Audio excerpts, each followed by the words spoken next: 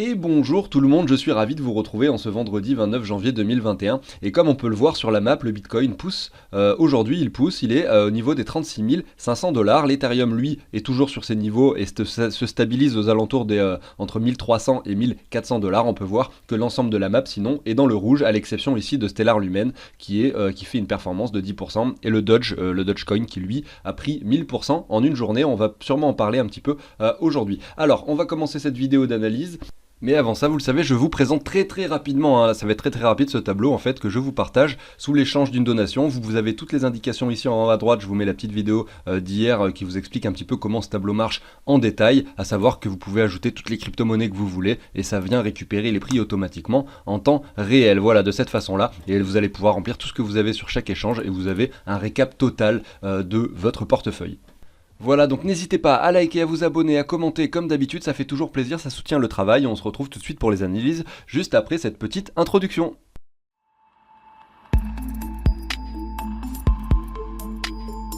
Et on se retrouve ici sur le Bitcoin en 4 heures, on peut voir effectivement qu'il y a une poussée à la hausse, donc il y avait ce triangle rectangle qu'on avait identifié, comme je le disais 7 fois sur 10, ces triangles sont cassés à la baisse, il se trouve que là voilà, on fait pas partie de ces 70% de probabilité, on le casse à la hausse, alors qu'est-ce que ça veut dire? Je ne sais pas, en tout cas ce qui est sûr c'est que on pourrait potentiellement avoir quelque chose qui se prolonge dans le temps, tout simplement, on pourrait avoir en effet quelque chose qui dure un petit peu plus longtemps, je sais pas moi, si on vient encore un petit peu plus haut, on pourrait avoir un cours qui continue à varier dans ce triangle rectangle qui pourrait être plus long, hein, je sais pas. Voilà. Ce qui est sûr, c'est que si on se regarde le graphique en daily, on peut voir que là, sur le RSI, on a touché les 40, 45, voilà, on est revenu sur la ligne médiane pour pousser à nouveau, nous former ce W sur le RSI. Donc pour l'instant, il n'y a rien qui nous dit qu'effectivement le marché est prêt à aller plus bas que les 30 000. On va voir un petit peu si ce range continue. En tout cas, tant que le cours s'établit entre cette borne-ci des 42 000 $ et la borne ici des 30 000 $ approximativement, il n'y a pas grand chose à dire sur le marché et il faut peut-être un petit peu aller voir ce qu'il se passe sur les altcoins, hein, parce que tant que le Bitcoin stagne entre ces deux bornes, on pourrait avoir des performances effectivement sur d'autres crypto-monnaies, notamment Ether qui lui est à l'approche de son ATH, qu'il a même cassé récemment, son ancien ATH de 2017,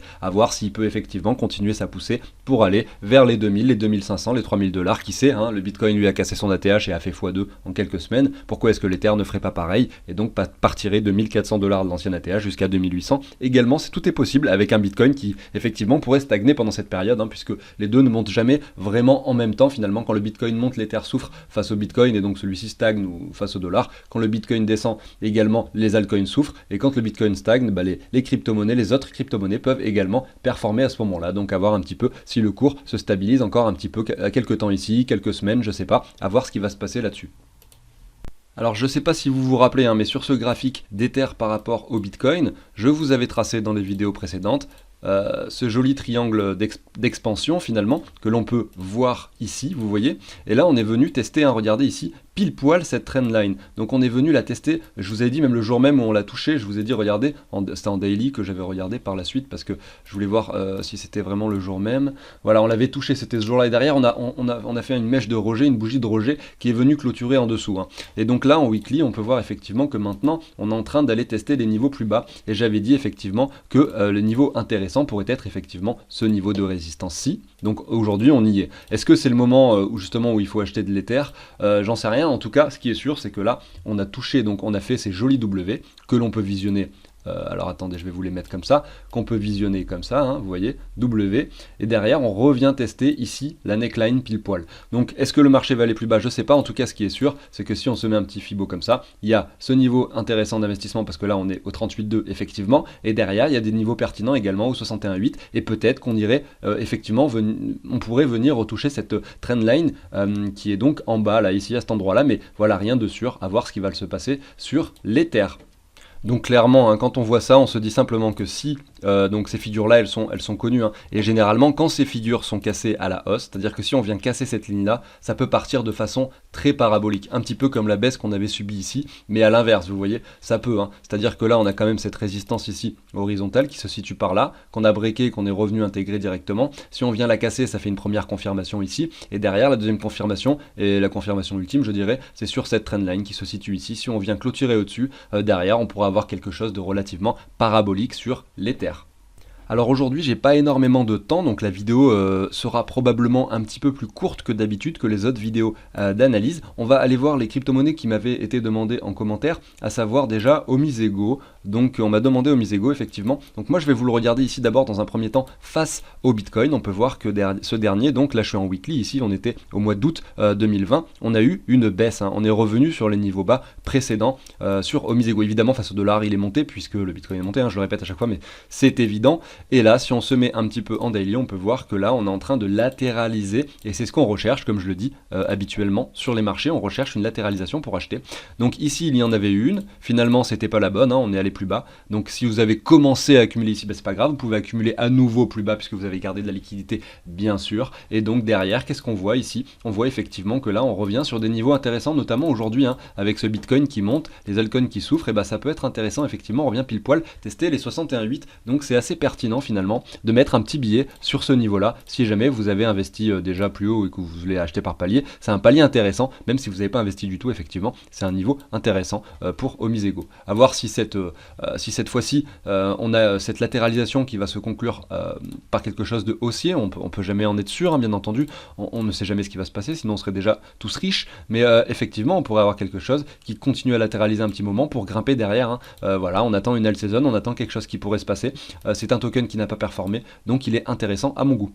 Si on observe maintenant l'Omisego face au dollar, on peut voir que l'accumulation est bien plus visible ici, hein. On est sur une accumulation qui dure depuis, alors si on se positionne approximativement par ici, on va dire, on va dire que tout ça, ça fait une zone d'accumulation qui a débuté en septembre 2020, parce que je suis en daily effectivement. Donc on a quelque chose qui latéralise de façon, qui dure dans le temps, hein. Donc derrière ça peut se clôturer par quelque chose de haussier bien sûr, ou pas, hein, si le projet n'est pas fiable, s'il y a un gros problème sur le réseau derrière, ça peut effectivement aussi ne pas marcher. Mais voilà, c'est ce qu'on cherche, quelque chose qui latéralise comme ça. On voit des cryptos qui performent énormément, d'autres qui performent pas du tout. Comme je le répète, celui-ci c'en est un qui n'a pas encore performé et qui pourrait potentiellement performer par la suite. On m'a également demandé en commentaire Atom, donc je vais aller voir Atom. Donc ici on est pareil, hein, sur quelque chose de baissier. Là je suis en daily, donc on n'a pas forcément un token non plus qui a énormément performé ces derniers temps. De plus c'est un projet très intéressant, hein, Cosmos. C'est un protocole, je sais plus exactement, mais je vais pas dire de bêtises, donc je vais pas vous dire de bêtises, parce que quand je vous explique un petit peu les projets, c'est que j'en suis sûr.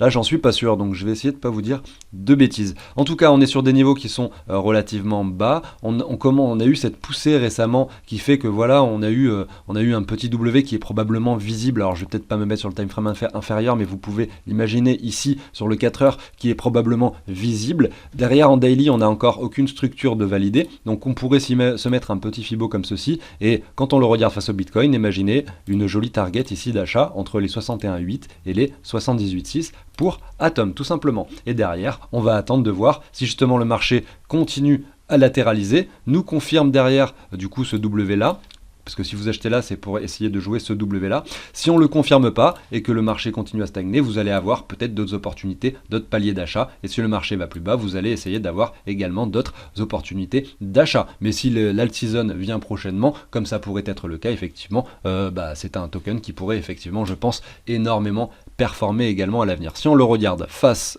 du coup à l'USD, donc on se met sur Coinbase, on peut voir que ce dernier se tient bien, hein, finalement, il a eu cette petite poussée qui a eu lieu en janvier, il se tient bien, on revient sur les niveaux. Alors on peut en plus matérialiser ce W là, hein. Alors je sais pas si on a effectivement ici les 61,8 qui nous confirment, voilà, on a bien ces 61,8 qui nous confirment que c'est un W propre. On l'a confirmé en daily ici, je pense qu'en weekly il doit probablement pas être confirmé. Vous voyez, en weekly il n'est pas confirmé, les corps de chandelle se sont clôturés au même niveau, hein, pile poil, donc il n'y a pas de confirmation en weekly. En revanche en daily elle a bien été faite, donc à voir, hein, si vous pensez que ce W c'est quelque chose qui va continuer à grimper par la suite, etc., et bien effectivement vous avez des opportunités d'achat. Vous pouvez faire la même chose que quand je regardais face finalement au Bitcoin, vous mettez des petits Fibo et vous avez votre zone de rechargement ici qui est bien représentée tout simplement. Voilà pour Atom. Ensuite on m'avait demandé quoi déjà? Alors on m'avait demandé Omisego, Atom, CHSB. On va aller voir CHSB rapidement et ensuite je vais finir avec le Dogecoin. Je sais que cette vidéo est rapide, hein, je suis désolé, je n'ai pas énormément de temps. Alors le Swissborg, hein, moi j'en ai un petit peu dans mon portefeuille et je suis allé voir récemment un petit peu combien j'en avais. Je me suis dit, ah oui, c'est monté, c'est monté. Donc j'étais relativement content, je suis le projet depuis un petit moment, j'avais mis un petit peu des sous dessus, j'avais participé, ils avaient une petite application pour en gagner, d'ailleurs je pense que je vous la montrerai sur une vidéo, une petite application qui vous permet de gagner des CHSB facilement, je vous montrerai ça. En tout cas voilà, ici on a ce W qui est ici confirmé, voilà. Donc on a quelque chose qui est très haussier, hein. Est-ce que c'est le moment d'acheter? Non, là probablement pas, surtout qu'en plus là je le regarde face au Bitcoin, on est déjà sur l'ancienne ATH, je suis sûr que si je le regarde face au dollar, on est sur quelque chose d'encore plus haussier, voilà, avec une découverte de prix, etc.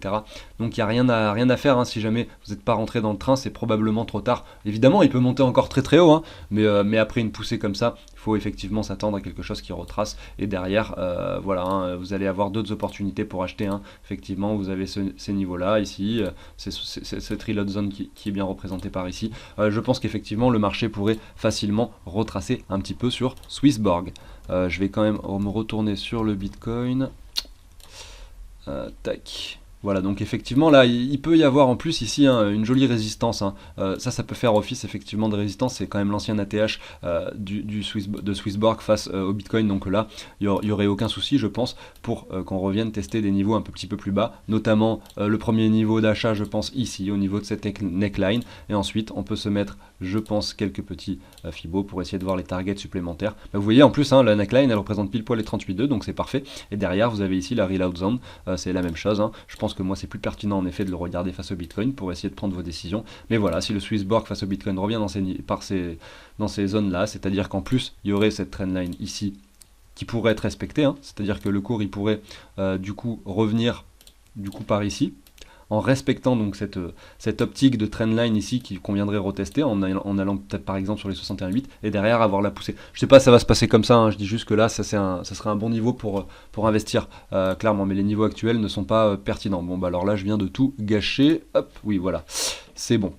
On va s'en faire un petit dernier, c'est le Doge, parce qu'il a énormément performé. C'est un token qui a été créé, vous le savez probablement, en tant que fake, hein. C'est pas quelque chose, c'est pas un vrai projet derrière, il n'y a pas de quelque chose de forcément super intéressant.